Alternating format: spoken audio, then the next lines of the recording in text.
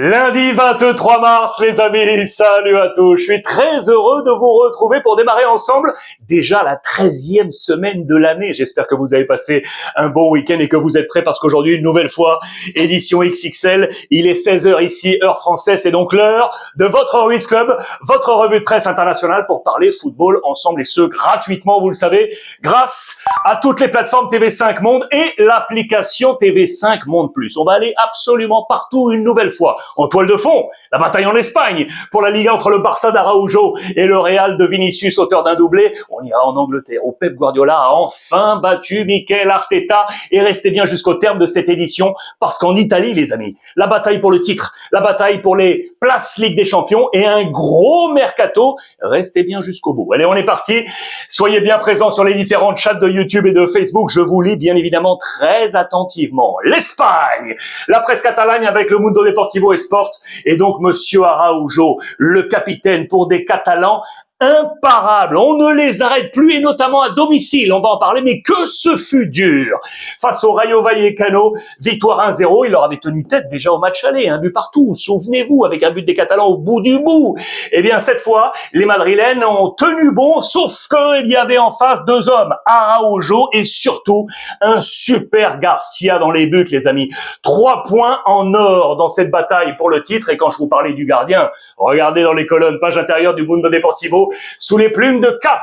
Il est là, Monsieur Joan Garcia. Vous savez que sur l'écusson du Rayo Vallecano, il y a cet éclair rouge. On l'a reproduit ici. Ils se sont tous abattus sur le Barça, sauf qu'il était là, Monsieur Paratonnerre. Il a absolument tout arrêté. Toute la presse parle de lui. Regardez, page intérieure du quotidien Marca, les amis. Il a été là pour freiner un grand Rayo qui, selon moi, aurait mérité le match nul. C'est pas contre le Barça, bien évidemment, mais à la lecture, franchement, de ce match. Et regardez, Super Garcia qui est absolument partout, dans les colonnes de Sport, page intérieure, Super Garcia, et dans les colonnes de Mundo Deportivo, la conférence de presse d'Hansi Flick qui le dit clair et net. Voilà pourquoi on est allé chercher Joan pour ce type de match. Il a sauvé les meubles. On peut le dire très sincèrement. Est-ce qu'il amène, les amis, à être dans la liste espagnole? Enfin, pour la première fois, il est appelé par le sélectionneur Luis de la Fuente. Ça n'a pas été évident, car vous le savez, ces derniers jours, il avait été touché. On ne savait pas s'il allait pouvoir être là ou non pour le match face au Rayo, et donc éventuellement pour la liste espagnole. Et on s'est dit, bon, au moins, il n'y aura pas de débat. Sauf qu'il est revenu. Et qu'a fait le sélectionneur de la Fuente? Eh bien, normalement, vous le savez, on appelle 3 gardiens. Et bien là, exceptionnellement, il en a appelé 4 pour faire venir Joan Garcia dans sa liste des gardiens avec Unai Simón de l'Athletic Bilbao, avec David Raya d'Arsenal, Alex Remiro de la Real Sociedad. D'ailleurs, regardez dans les pages intérieures de Sport, je vous le rappelle, que le Barça, quand ils ont choisi Joan Garcia, ils étaient en train d'hésiter avec également Remiro qui reste sur les tablettes du Barça. Oui, les amis, pour la saison prochaine, on s'interroge pour faire venir le gardien de la Real Sociedad. On aurait déjà discuté, sauf que, attention, bien évidemment, au Barça, il pourrait y avoir problème. Je vous rappelle que Chesney est là, il faudrait lui trouver une sortie. Je vous rappelle que Iñaki Peña est là, il faudrait lui trouver une sortie. Et Ter Stegen, également, les amis, attention, affaire à suivre du côté du FC Barcelone sur cette problématique, si on peut l'appeler ainsi, entre guillemets, des gardiens. En tout cas, un super Joan Garcia, bien évidemment. Et puis donc, Araujo, super capitaine, les amis, qui est auteur une nouvelle fois d'un coup de boule pour un but marqué. C'est son 4e but cette saison. Il égale son record. C'était lors de la saison 2021-2022. Il revient vraiment en pleine bourre. Souvenez-vous, il s'était auto-exclu du groupe après la défaite face à Chelsea. Vous vous en souvenez? En Ligue des Champions. Il a reseté le mindset pour utiliser ce mot anglophone, pardon, pour tous les copains francophones. Mais il est là, bien évidemment, Araujo, et fort de ses buts, eh bien, il a rapporté déjà au Barça 5 points dans cette Liga. C'est un personnage ultra important. Logiquement, regardez, il était là, titulaire dans le 11 de départ d'Hansi Flick. C'est exactement le même 11 que celui du match retour face à Newcastle, sauf Araujo, c'était Eric Garcia. Souvenez-vous qui était titulaire ici. Voici le 11. Ça n'a pas fonctionné cette fois, vraiment très sincèrement.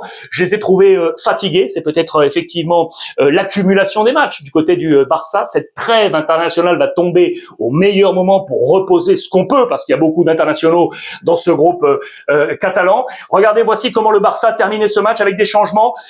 Casado et Olmo à la place de Bernal et Fermín.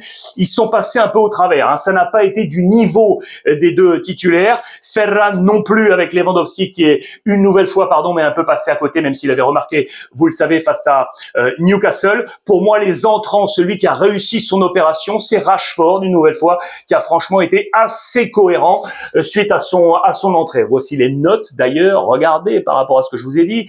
Olmo et Marc Casado ont pris juste la moyenne. Rashford, un petit point de plus. Vous voyez, ce 5 pour Lewandowski, c'est l'une des moins bonnes notes du Barça. Les meilleures, elles sont ici, vous l'aurez compris, avec une nouvelle fois un super coup Barça. Araujo un 8 et donc 8 pour Johan Garcia. Les amis, à domicile, je vous en ai parlé. À domicile, c'est un carton pour le FC Barcelone. Voici toutes compétitions confondues, tous les matchs du Barça à domicile. Je vous rappelle qu'on avait joué du côté du stade Johan Cruyff, du stade olympique, et donc on est revenu au Spotify Camp Nou après les travaux. Regardez sur tout ça, une seule défaite. Elle est ici, et c'était pas au Spotify Camp Nou, c'était face au Paris Saint-Germain en Ligue des Champions lors de la deuxième journée. Pour le reste, vous ajoutez ici le match face au Rayo, ça nous donne donc 20 ici. 20 matchs gagnés, une seule défaite, un but en plus, ça nous fait 70, et donc toujours 15 buts concédés. C'est franchement un véritable record qu'est en train d'établir, les amis, le FC Barcelone, et ils peuvent aller plus loin. Regardez, avec cette victoire ici face au Rayo, ici on passe donc à 15, on égale ces 3 saisons records, 1953, 1959 et 1960, avec 15 victoires, vous le voyez, à domicile. Il reste 4 matchs à domicile pour le Barça, face à l'Espagnol, face au Celta, le grand classico face au Real Madrid et face au Betis Séville, pour espérer casser ce record du côté du FC Barcelone. Une dernière info avant de filer avec le Real Madrid, Mercato. Regardez de quoi on nous parle ce matin dans les colonnes de Sport. Position numéro 9, pour aller chercher, vous le savez, le successeur de Lewandowski. Eh bien, on nous parle de Guirassy, les amis. Oui, Guirassy, du Borussia Dortmund, contrat jusqu'en 2028, mais lui ne serait pas éventuellement contre un départ dès l'été prochain. Affaire à suivre. Et puis là, gros dossier, Bernardo Silva. La semaine dernière, je vous l'ai annoncé du côté de la Juventus de Turin. Eh bien, le Barça serait également très intéressé par Bernardo Silva. Je vous rappelle que c'est Jorge Mendes, son agent, en connexion également avec le président Laporta pour l'international portugais. Affaire à suivre. On est donc là dans cette bataille pour la Liga, et donc le Real Madrid a répondu à la pression. Victoire dans le grand derby face à l'Atlético Madrid, 3-2, et c'est donc Vinicius qui a tenu la baraque. Vive le derby et vive la Liga, c'est lui qui a tenu. Techniquement, ça n'a pas été un grand derby, mais sur le plan spectaculaire, avec 5 buts, ça a été un derby qui a été à la mesure de ce grand schéma. Regardez qui était présent, monsieur Rafa Nadal, grand supporter du Real Madrid, et puis les anciens Sergio Ramos qui étaient là dans les tribunes, ou encore le héros de la dernière Ligue des Champions, monsieur José Lu, qui est parti, vous le savez, du côté du Moyen-Orient. En parlant de trio, regardez, le triplet d'Arbeloa. Et oui, les amis, parce que Mourinho, Pep Guardiola et El Cholo Simeone viennent de tomber successivement face à Arbeloa. Ils sont là, les 3 hommes. C'est une marque intéressante pour le coach du Real Madrid. 5e victoire consécutive. C'est sa meilleure série, et 13 victoires en 17 matchs depuis qu'il est sur le banc. C'est un coup d'autorité de la part d'Arbeloa. En parlant d'autorité, regardez ce qui est ici. Sachez que Trent Alexander-Arnold, la semaine passée, est arrivé à 2-3 reprises un chouïa en retard à l'entraînement. Autorité, pas titulaire. On l'annonçait titulaire. L'anglais, c'est pas une bonne semaine pour lui qui n'a pas été sélectionné, vous le savez, par Thomas Tuchel avec l'Angleterre. Eh bien, regardez, c'est Dani Carvajal qui était titulaire du côté du Real Madrid. Trent entrera à l'heure de jeu. Voici ce 11 de départ. Je regardais par rapport à ce qui s'est passé justement lors du match de Ligue des Champions face à Manchester City. 2 changements puisque Trent était titulaire et bien évidemment Courtois était dans les buts.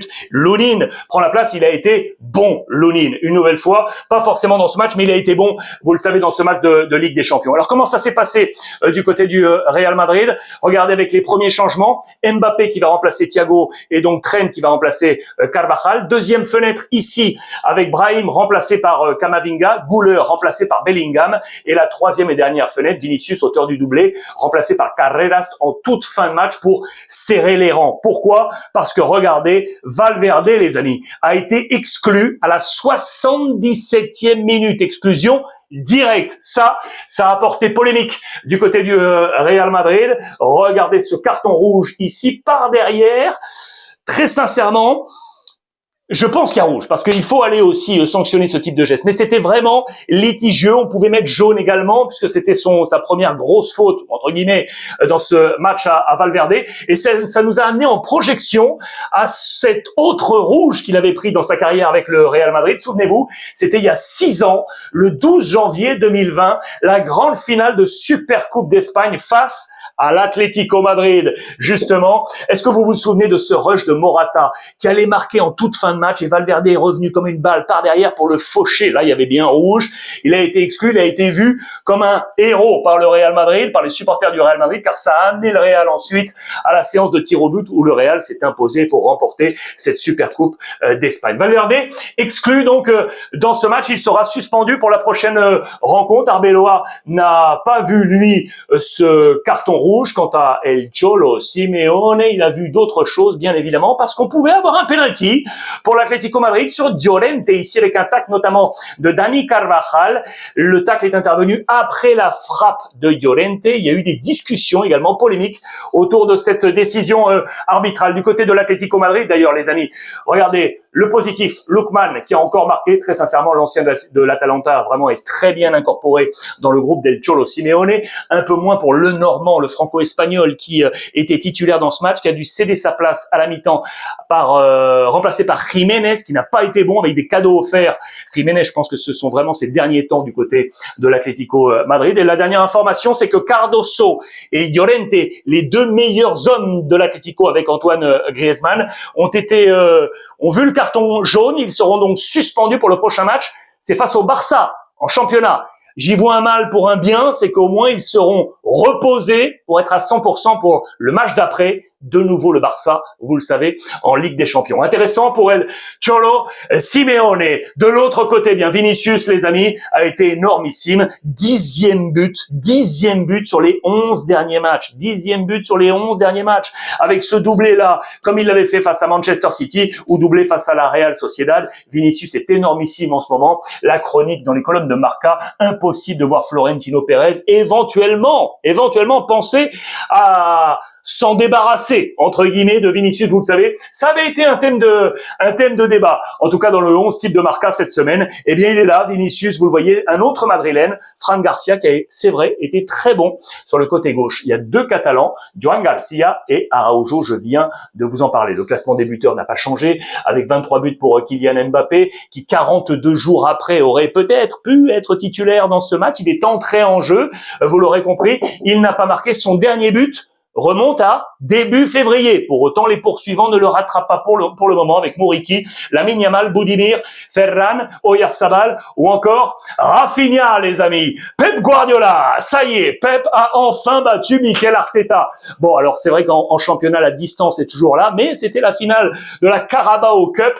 Eh bien, regardez, ils sont les vainqueurs avec Ryan Cherki qui était là, Monsieur Pep Guardiola, et le grand bonhomme, c'est lui, O'Reilly, les amis. O'Reilly qui prend ce trophée, auteur du doublé pour la victoire, 2-0. C'est à la une de tous les tabloïds anglais. Au passage, je vous montre ça là tout en haut. Regardez les rouges de Nottingham Forest qui sont allés mettre un 3-0 sur la pelouse de Tottenham, c'était une bataille directe pour le maintien. Igor Tudor qui n'y arrive pas du tout et on y reviendra cette semaine. On reste là-dessus parce que l'information capitale est ici avec le supersonique Nico, bien évidemment, pour le prénom et le jeu de mots qui est trouvé ici. Nico O'Reilly qui, samedi, a fêté ses 21 ans. Imaginez le cadeau. 21 ans samedi et boum, le dimanche, le lendemain, il marque un doublé pour lever cette coupe. C'était son time. It's Nico time.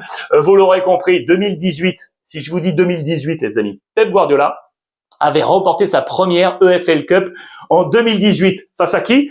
face à Arsenal, non pas contre Mikel Arteta, qui était alors, regardez, son adjoint. Je vous le rappelle, les deux hommes se sont retrouvés, mais cette fois face à face, une nouvelle fois pour la victoire de Manchester City. Regardez, donc 2018, on était ici. Je vous ai mis 2006, 2026. On était ici. Manchester City qui avait fait 1, 2, 3, 4, le quadruplé consécutif pour la retrouver enfin ici, cette EFL Cup. Attention à Arteta, les amis, parce que on était parti pour éventuellement un carton plein. On était présent sur les 4 tableaux. Eh bien, en voici un qui vient de tomber.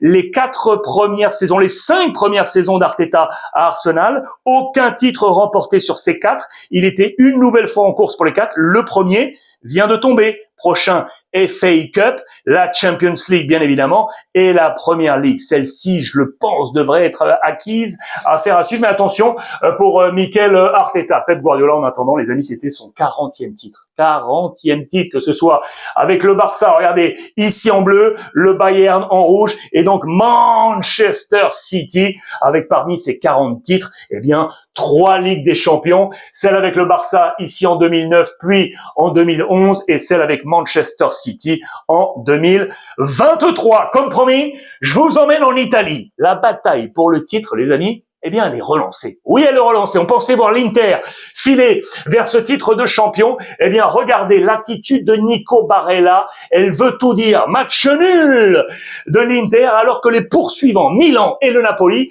se sont imposés avec Max Allegri et Conte, tout sourire. Voici le classement. Certes, il n'y a pas de changement devant, mais ça se resserre. Inter 69, Milan 63 et le Napoli 62. On va parler de Comme dans un instant. Regardez les compositions d'équipe. Je vous rappelle que Lautaro Martinez est toujours pas assez disponible pour être titulaire. Le meilleur buteur de la Serie A, c'était Pio Esposito et Thuram, les titulaires. Mr. Jekyll, Dr. Jekyll, pardon, et Mr. Hyde. Pourquoi je vous dis ça? Parce que regardez, Pio Esposito a été bon, mais il n'a pas suffi et que dans le même temps, eh bien, Marcus Thuram, lui, a pris la plus mauvaise note, 4.5. Regardez ses focus ici. Il n'est pas dans un bon mood. Marcus Thuram, la meilleure, elle est logiquement pour Pio Esposito avec un 7/10. Du coup, regardez, Chivou, le coach, eh bien, ne s'impose plus. La dernière cadence, toute compétition confondue, pour la formation de l'Inter. Regardez les 4 derniers matchs, aucune victoire. Comme match nul, la défaite face à Milan, match nul face à l'Atalanta et match nul face à la Fiorentina. Voici la bataille. Regardez, avec les 3 premiers et leur calendrier sur les 5 prochaines journées. Pour l'Inter, prochain match face à l'AS Rome, qui s'est relancé, qui s'est imposé avec un but de Robinho Vaz, l'ancien de l'Olympique de Marseille. Et puis derrière, ce sera Comme. Attention, peut-être un chouïa plus facile ensuite, à voir pour l'AC Milan, qui prendra le Napoli. Justement, c'est un match croisé entre les deux lors de la prochaine journée. Et il y aura la Juve ici, alors que pour le Napoli, il y aura donc le Milan et il y aura la formation de Comme qui sera ici dans ce calendrier ultra attendu. Donc,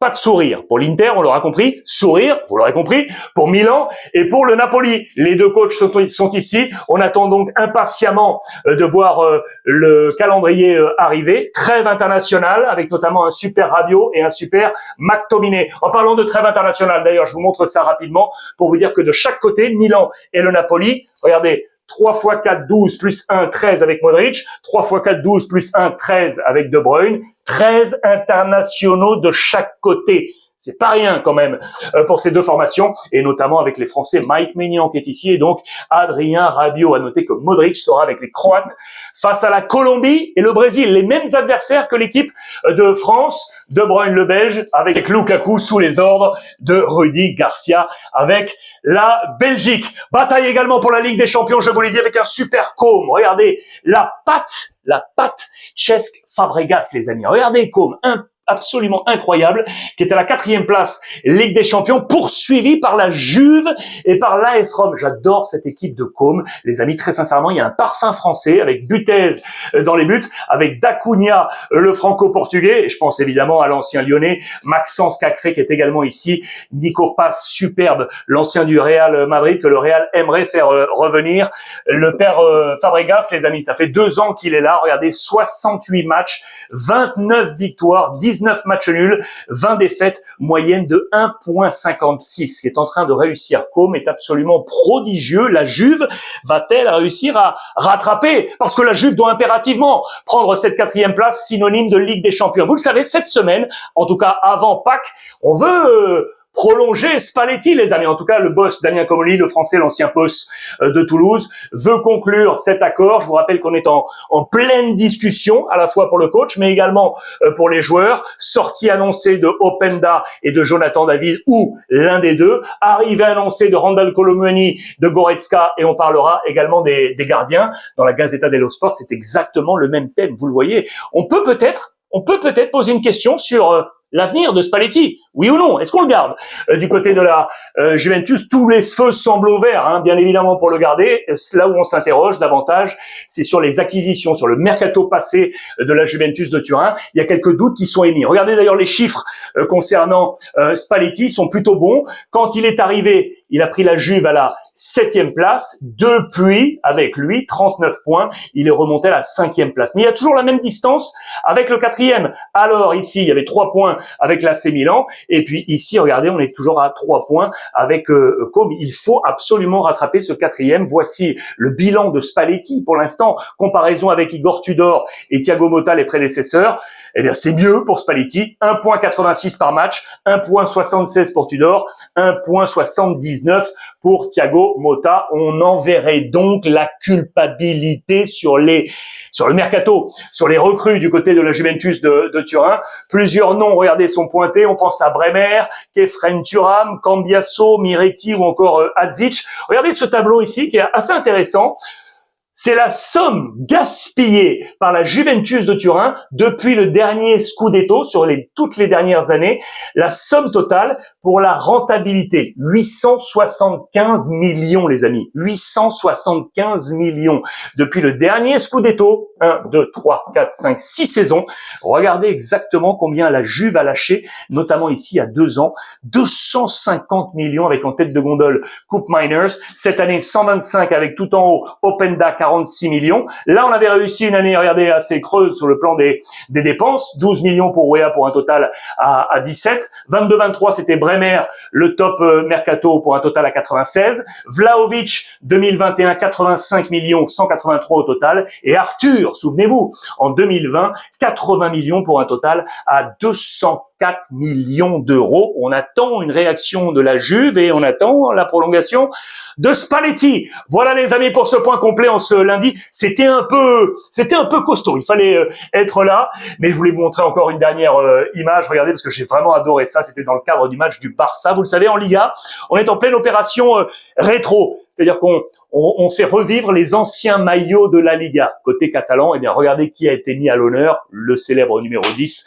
Monsieur Ronaldinho.